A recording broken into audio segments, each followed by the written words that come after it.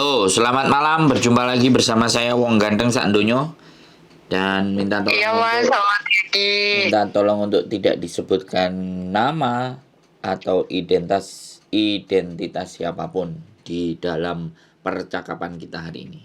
Oke, Iya Mas. Ah, gimana? Mas gini, sekarang aku itu udah di Indo ya. Hmm, Pertengahan bulan 11 kemarin tanggal 21 itu nyampe rumah. hmm, Aku di majikan kedua itu selama 2 tahun 3 bulan. hmm, Tapi selama 2 tahun itu aku nggak pernah libur. hmm, Itu kan termasuk dalam lembur ya. hmm, Ah, Kalau masalah gaji lancar, tapi semenjak masuk bulan 5, gajiku itu nggak langsung ke bank, langsung ngasihnya cash itu. hmm, Karena kan memang aku kan jarang libur, jadi jarang bisa ngambil gaji di bank. hmm. Yang apa namanya? eh Selama 2 tahun itu aku jarang keluar. Tapi kalau masalah ke gereja, iya. Kalau sempat ke gereja, palingan langsung ngambil gaji. Tapi sebelum aku pulang ke Indo itu, aku sama mantan majikan. Belum apa namanya? Dia itu belum ngasih semuanya atas hak-hakku itu loh. Hmm. Dia juga apa namanya? Janjinya itu setelah nyampe Indo, uang sebanyak ini, uang lembur, uang makan, uang cuti, sama uang penambahan tiket, uang taksi akan dicicil sebanyak 6 atau 7 kali. Aku iyakan kan.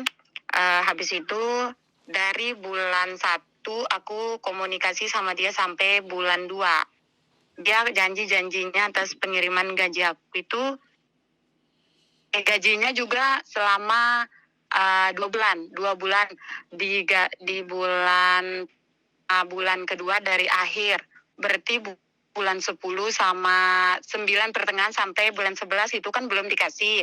Pas keluar rumah itu dikasih cuman 2.000, uang tiketnya udah, cuman penambahannya aja.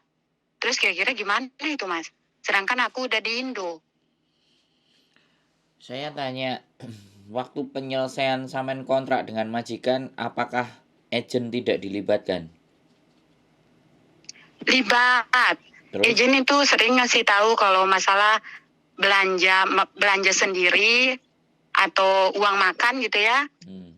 Jangan pakai uangmu, pakai uangnya majikan. Tapi mau gimana? Loh, enggak, maksud Agent saya itu, sebentar. Yang ingin saya tanyakan kan setiap samen keluar itu kan semuanya harus diselesaikan toh, Mbak.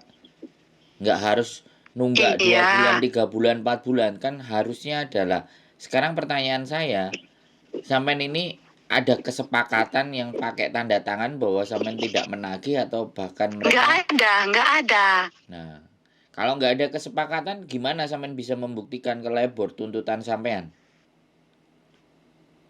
Benar nggak? Benar nggak saya ngomong? Iya sih, Benar nggak saya ngomong? iya benar, Harusnya benar. begitu sampean keluar, itu tidak lebih dari seminggu, semua tanggungan majikan itu harus selesai hari itu juga. Sampean harus kirim ke labor bahwa apa yang belum diberikan. Kalau agent mau bantu, bantu. Kalau agent nggak mau bantu, sampean ke labor sendiri untuk menyelesaikan itu semuanya. Nah sekarang sampean tak tanyain, sampean ada bukti itu semuanya nggak? Jawaban sampean nggak ada. Terus gimana kita berjuangnya? Cuman apa namanya? Dia cuman nulis jumlah uang saja, tapi nggak ada tanda tangan. Nah ya nggak bisa jadi Ya, sesuatu yang valid dong mbak. Jadi aku cuman berpikir, kenapa sampean sekali lagi ya, kalau ada hutang ada segala sesuatu nggak harusnya diselesaikan. Jarak 7 hari setelah sampean keluar, majikan berkewajiban untuk memberikan hak-hak sampean. Kalau tidak, maka dia akan dikirimin surat oleh labor. Kita sampaikan ke labor. Kalau agensi sudah tidak bisa juga menolong dan membantu. Lah kalau sampean sampai lebih dari 1 minggu, sampean baru urus dan sekarang sampean baru tanya ke saya. Dan ketika saya tanya bukti sampean nggak ada. Terus membantu sampeannya ini gimana coba? Coba ayo kita berpikir bersama wis. Diskusi kita bersama ngobrol. Ayo, kira-kira. Iya, terpikir dia benar-benar orang baik mah. Nah, ya gini. Jadi ini kalau kita jadi manusia entah terlalu baik, entah polos, entah nggak tahu, entah nggak ngerti, entah terhipnotis, ya jatuhnya jadi begini, Mbak. Saya hanya bercerita satu pihak sekali lagi ya. Saya juga tidak berpikir sampean yang paling benar atau majikan yang salah karena saya tidak mendengarkan di dua belah pihak.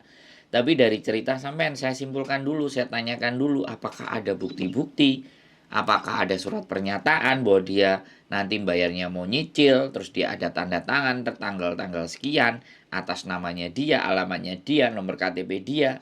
Kalau itu semuanya komplit bisa kita kejar, Mbak. Tapi kalau itu semuanya tidak ada dan hanya bentuk omongan, ya gimana kita membuktikannya gitu loh, Mbak. Bisa dipahami nggak? Iya juga sih, paham. Makanya belajar kita diskusi gitu. Jadi sampean makanya saya bilang sekali lagi, teman-teman yang sekali telepon dengan saya dan tidak pernah menonton konten saya, banyak yang kejadian-kejadian yang seperti ini gitu. Karena teman-teman itu akan cari kita kalau sudah kena masalah. Itu sudah umum. Nah, sebelum kena masalah harusnya kita cari tahu dong persoalan-persoalan, karena sampean menganggap semua orang baik. Ternyata sampean yang nggak dibaikin. Nah, gimana coba? Kalau jadi saya harus gimana? Saya nggak punya apa-apa, nggak punya alat bukti apa-apa, terus mau membantu sampeannya gimana? Ya membantunya hanya dengan doa. Semoga ditabahkan hati sampean dan mengikhlaskan itu semua. Loh, piye Jal? Gimana coba? Gimana coba? Ayo Nggak kita ada diskusi. cara lain, nggak ada jalan lain. Kenapa? Nggak ada jalan lain. Loh, lah ya mau gimana? Nah, kita mau nuntut orang, tapi tidak ada data sedikit pun. Tidak ada sesuatu yang menjelaskan bahwa orang itu bersalah kepada kita. Doa, hukum Tuhan jadinya. Hukum tabur tuai aja berarti kan. Doa aja yang rajin supaya nanti dikembalikan dengan jalan dan cara yang lain. Kan begitu jatuhnya, Mbak. Iya. Nah, dari kemarin sampean mau telepon-telepon, ternyata telepon persoalannya seperti ini. Jadi sekali lagi ya, kita memang bekerja, tapi kita juga harus menggunakan cara berpikir kita untuk apakah apa yang sudah saya lakukan. Ada yang enggak yang saya ajak diskusi. Ada enggak seseorang yang bisa kita ajak omong sebelum kita memutuskan sesuatu. Akhirnya dengan berbagai macam konten-konten ini, akhirnya mereka sebelum melakukan sebuah tindakan, mereka akan ngajak ngobrol dulu. Akhirnya punya pandangan, sehingga jalannya nggak salah. Karena saya tahu fokusnya teman-teman bukan fokus belajar, bukan fokus memahami, bukan fokus mengerti peraturan. Fokusnya adalah nerima gaji tiap bulan. Fokusnya hanya pada nerima gaji. Sehingga persoalan-persoalan yang di luar gaji mereka nggak akan mikirin. Kelihatannya sampean NTT apa NTB? NTB sini. Terus ada rencana mau balik lagi nggak?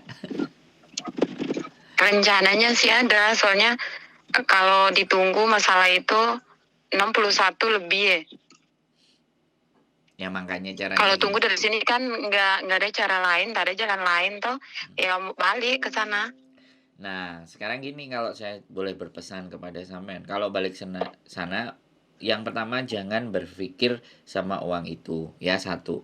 Kalau sampean sudah nyampe di Hong Kong lah, baru samperin majikannya.